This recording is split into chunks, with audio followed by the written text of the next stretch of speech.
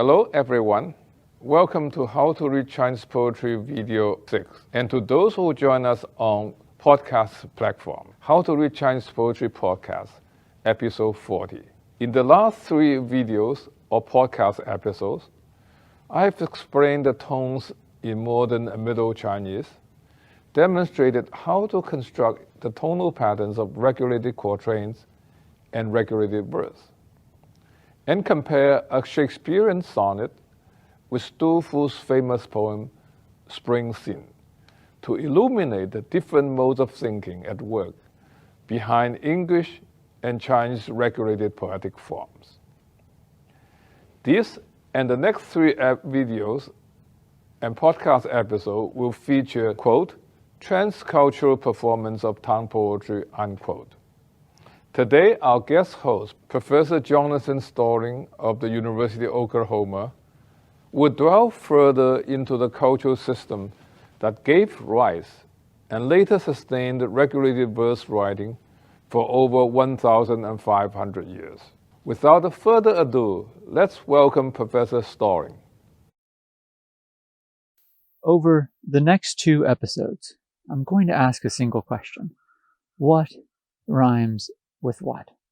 And it might seem like a really straightforward question at that, but the answers to this question really laid the groundwork, the foundation of the correlative cosmological system that undergirds both classical Chinese poetics and the Lu Shi, the regulated verse form, as well as many core concepts of classical Chinese philosophy. And at the bedrock, at the center point, the lodestone of these ideas lie in 2 Chinese characters, gan, yin. Gan means to stimulate, and yin means to respond, to stimulate and respond, or as I prefer to translate it, interresonance, suggests that the cosmos is filled with interresonant elements, things that exist within continuums of mutual resonance. Not everything resonates with everything equally, but everything does have a frequency that will stimulate and respond to other things, other phenomena that share that mutual resonance. Perhaps the most famous thought experiment, actually it's a physical experiment, was one described in the Chuzi, in the Zhuangzi, and in other important texts of classical Chinese philosophy. And that has us taking a single zither and tuning it to an open tuning and plucking a single string. Now in another room, a different zither will respond to the first zither's sympathetic resonance, revealing the invisible hand of Gan-ying, of interresonance. At the heart of Gan-ying theory as well lies a notion of human agency, that we have the power to discern what is a tonal, what is a category of mutual resonance, but also not only how to be responsive to them, but responsible for them. And this is why Gan-ying lies at the heart of Confucian moral philosophy, because we are accountable for the stimulus that we put into the world. The more important a person is, the more weight their decisions have, the wider the radius, the wider the circumference of their interresonance, the wider the impact of their nature can be. Hence, it's important for those who have power to do the work of self-cultivation so that they can bring the substrate of human consciousness into that interresonant balance and counterbalance that we see clearly in the regulated verse tradition. In this sense, it makes sense that it could be a diagnostic for the imperial examination system. All of these ideas respond to Gan-ying concept. And those things aside, when we think about language, just language, bringing language into order, into a perfect balance and harmony with itself at the level of its code, we're moving from something like meaning, like literature as having meaning, or literature as being beautiful, to something different as well. Literature or poetry can be thought of as good or auspicious. And this is where we will need to think about the ramifications of Gan-ying, of rhyming, semantic rhyming, spiritual rhyming, cosmological rhyming, and phonological rhyming that undergird regulated verse as being something quite distinct from other species of writing around the world. And I think this will become clearer as we go through this episode and the next. In these episodes, we're going to return again to the Tang and Song dynasty. And we're going to explore the birth of Yunxue, rhyme studies. Rhyme studies were an essential piece of the puzzle because you couldn't have regulated verse if the language itself had not been already organized in such a way as to make rhyming objective and fair across the different dialects and languages in the Chinese language system, as well as other languages like Vietnamese, Korean, and Japanese. All of this was possible because of the work of a group of individuals that knew themselves as the Zhiyin, as those who understand sound, those who study and order. Think of them as connoisseurs of syllables that brought them into the proper order according to cosmological ideals, ideals that could be universal and shared among all people. Rhyme studies, therefore, is an important piece of the puzzle. And once we understand how this came about in classical Chinese and Middle Chinese, we can actually apply those same concepts to English. And by doing so, we can actually produce regulated verse in the English language as well, just like other languages, Vietnamese, Korean, and Japanese. So we begin this journey looking at the work of Shen again. We visited him before in previous podcasts. He's the one who first put in place the rhyme pattern of ping and zi. Now I'm calling them a rhyme pattern because the way I see it, rhymes actually operate on at least 4 different layers of constraints that produce what we think of as the regulated verse template or form.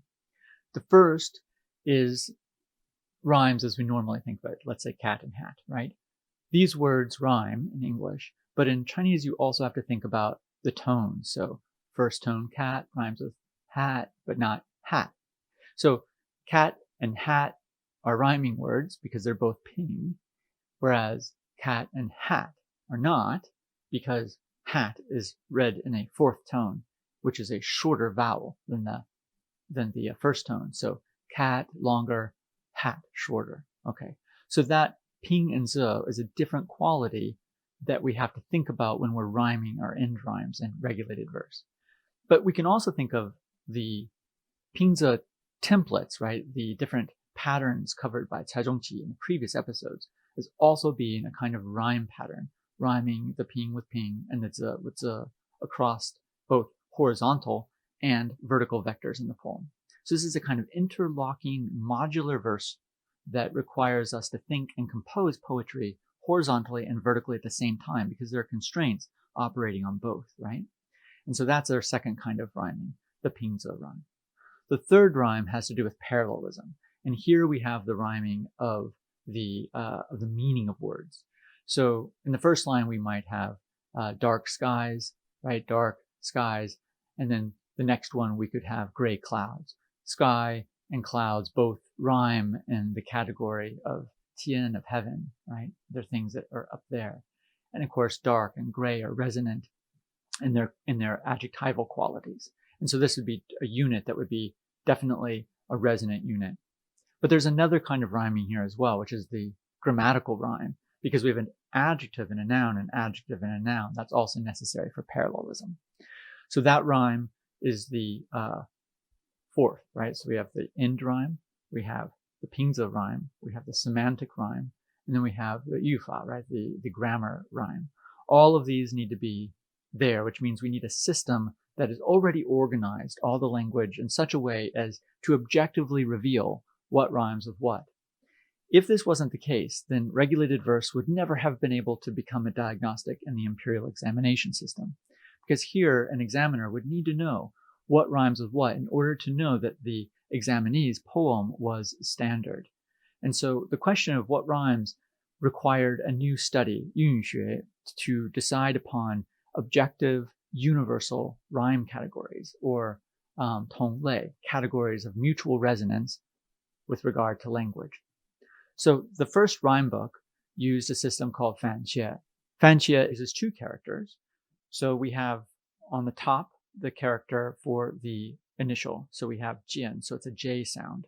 On the bottom, we have the called the rhyme, the yunmu, the rhyme mother. So the shengmu is the initial, and the yunmu is the rhyme. Now the rhyme here is the ing sound, ing. So we have zh and ing, jing. The entering tone, as you might recall, has a T, P, or K ending. And so we can look at an English word with those same endings, and you'll actually hear the difference between the two. So here's the word need. Now, need ends with a D sound, and the D is a voiced consonant. So it's actually doing something called allophonic lengthening, where the vowel is fully pronounced because the end of the word either doesn't have a final consonant at all, like knee, I scraped my knee, that's a long full vowel, or need, that's a long full vowel. But if I put a T at the end, the same effect happens in English that happens in Middle Chinese. We see the vowel clip. So we have neat, neat, need.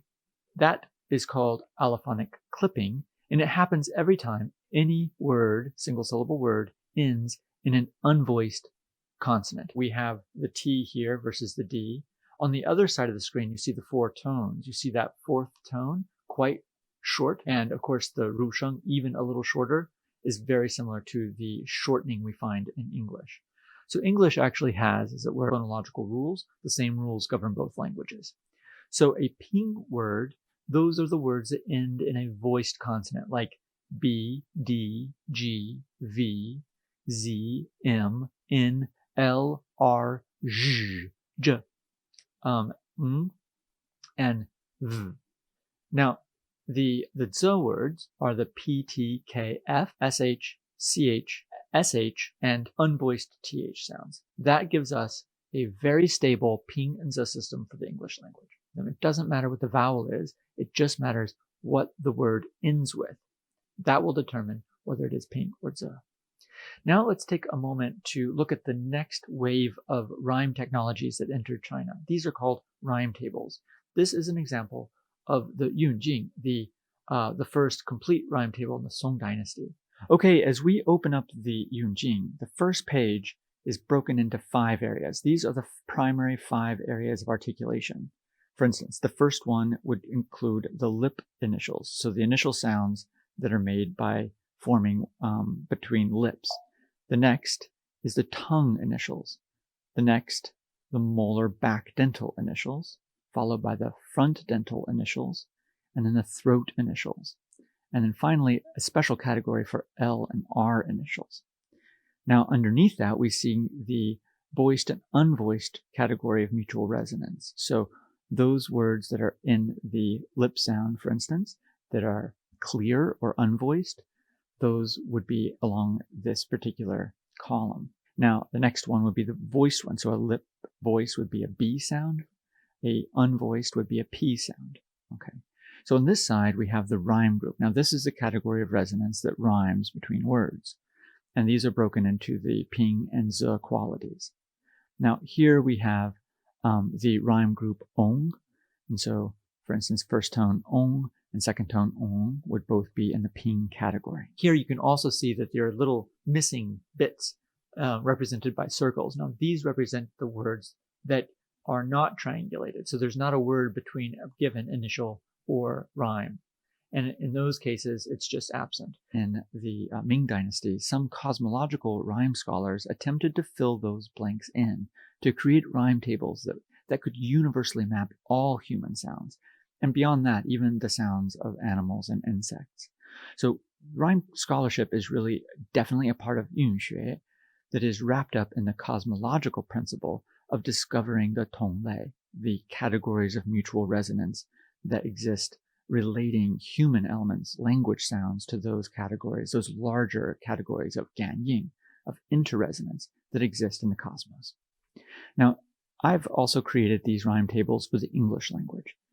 And these were created with woodblock printing presses in 2016 and 17. Of course, there aren't English rhyme tables in the Song dynasty, but if there had been, it would have used the same fanqie system. And so I've created a number of these English rhyme tables. In these rhyme tables, we can see again the same categories of initial resonance on the horizontal vector, here represented by the letters in the Roman alphabet. And down the vertical columns, we see the rhyme categories. Now, here's an example of the completed version. And here's just kind of reading these out, I think will help people who are not able to read Chinese to better understand the logic of the basic rhyme table construction. So here we have in the lip sound category of resonance for initials, we have the voiced sound, which is the B lip sound. That's represented by the ba sound. Whereas we have for our vowel, the ah sound. And then we have as a final initial, the S sound. S. So because S is unvoiced, it means this will be a z word. And so we have one short vowel. We get bas. Whereas if we have a final consonant that's voiced, then we're going to have a ping word. And so in this case, we have the initial resonance category R, R, ah, d, rod, which is longer than bas. Bas is short, z, rod is long. Here you have the one character representing a z rhyme category and the two characters representing the ping category. So it's a little different than the Chinese, but it is nonetheless the same idea. All right, inside these rhyme tables, you will also find wonderful diagrams that continue to relate sound, the sound of human language, to the sound of the cosmos. Here we see the human hand, as in the 5 phases of yin-yang 5-element theory, also the 5 notes of the pentatonic scale. So one hand represents those, while the other represents the 5 places of articulation that we already mentioned in rhyme tables. Now, those on each finger would have the initial sounds that are contained within those 5 areas. So you can see the correspondence, the symmetry between nature and human speech. Now, I've done the same thing again to the English language. So here we can see on one finger or on one hand the 5 elements and the 5 notes of the pentatonic scale. On the other hand are the sounds of the English language. So we have, for instance, on the thumb, which is reflective of the shui, of the water element. But on the thumb, we also have the 3 sounds associated with the lip sounds. So this is the area of articulation of lips. We find M from ma, P from pa, and B from ba. But that is just a start. This is the first step to start to organize the English language such that it can become a foundation for regulated verse as well. So just like Lu Fayan did back in 601 AD with the foundation of the first rhyme book, the Qie, we have to do the same thing to English if we're going to make it fair, objective, and cosmologically organized. It's kind of like making one giant regulated verse that includes an entire language. So let me show you how this would look. We're going to enter something. It is a regulated verse software platform called Zhuicheng. So as we enter the space, we see basically the Zhiyin, the community of regulated verse poets in English who are contributing their regulated verse to the community. We will choose a genre. From this genre, we're going to choose the regulated verse, or the regulated juezhu. And from here, we choose a vowel pattern. So in this case, it would be the ping start, 7-word, rhyming first line English juezhu. So that's the genre. From here, we will look at couplets. So in a juezhu, you have 2 couplets. Couplets, you have 2 lines. Lines, you have 3 units. The units are made up of words. And then the words are organized according to semantic rhyming, grammatical rhyming. We have vowel length rhyming, end rhyming, right? And then another wider rhyming, the rhyming of nature and humanity. As we enter the semantic rhyme table, it's represented as a map. These are all the different categories. I'll bring it into English. All the different categories that stand as the sort of umbrellas under which words can be organized. So the biggest umbrellas would be the human and nature categories, because a juezhu or lu shi wants or needs to rhyme these 2 large cosmological domains of existence. So here you have the categories of resonance. Underneath that lives a database of 7,500 words that have been tagged, and then you can actually start to see the interresonant connections between them to show that the English monosyllabic vocabulary is now self-aware. It has been brought into its interresonance awareness, kind of like the Arya does in the 3rd century when it organizes the Chinese language based on the wood words and the sky words and the water words. If you think about Chinese characters themselves, the radicals, right, the metal radical, the human radical, again, you continually find this notion of tonal, this notion of categories of mutual resonance. And the first dictionary did this. And then later dictionaries, especially in the Ming dynasty, were even more ambitious to try to bring all of the words into these categories of mutual resonance. So this map merely shows some of those possibilities. We'll use the map later on. Okay, next we move from the semantic to the grammatical. So here, this is a really interesting map because in this map, we can see the fact that single syllable English works very similarly to Wenyan, to classical Chinese, that the adjectives and adverbs are also not entirely stable. They live in the liminal spaces between these different categories where they can be multiple things. Take, for instance, the word spring. The spring can be a noun, as it's a season. It can be an adjective, like spring day. It can be a verb, like spring into action. And so this is also an important piece of the puzzle because in order to create parallelism, we have to have the rhyme between the lines of use, how the words are used. They need to be in the same sequence. Okay, next we have the voweling, the pinzi system. I love this map because until it was fully coded, I wasn't sure how many ping and how many zi existed. There are more ping than there are zi, as you can see in this map, but not that many more. And it is this serendipity that there's a near even divide that allows us to produce regulated verse in English. There are so many lucky serendipities that allow us to see English and Chinese as these interestingly, sister languages, both having this robust vocabulary of monosyllable words, those words operating under the same phonological rules, and the rules bifurcating the language into roughly even portions of ping and zi. It's just a remarkable and wonderful coincidence. All right, rhyme categories. The rhyme categories are this would be the Yunxue. This is the updated rhyme table, but here it's organized in a new fashion.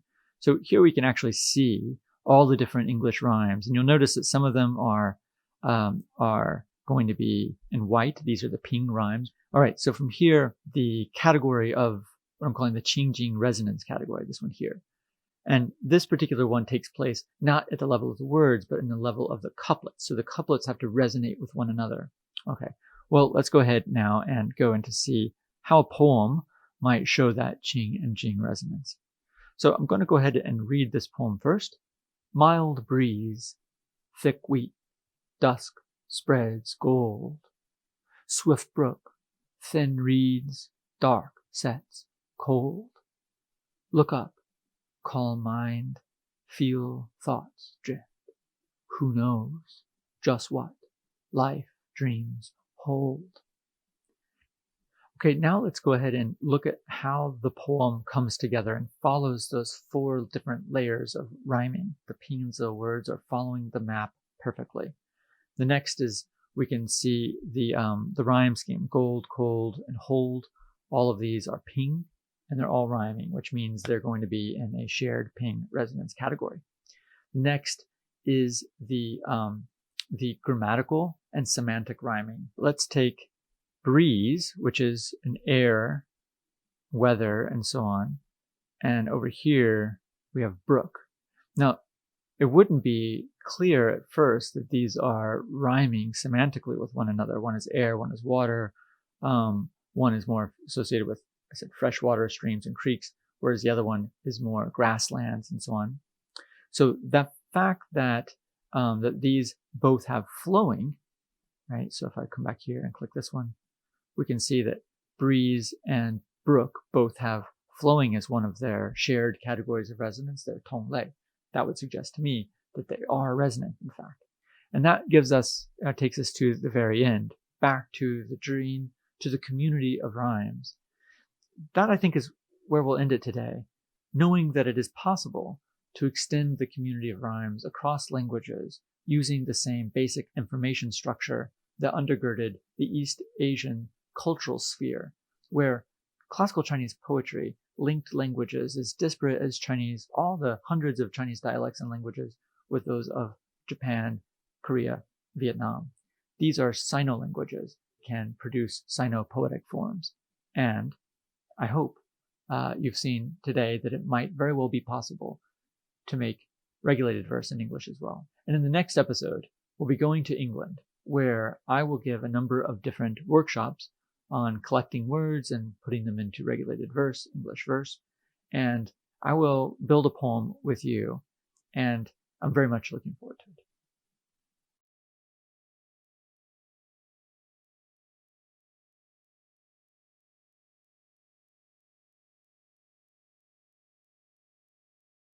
Let us thank Professor Starling for his informative and thought-provoking talk. Next week, Professor Starling will teach us how to compose regulated quatrain in English. Let us meet again on YouTube and Bilibili next week.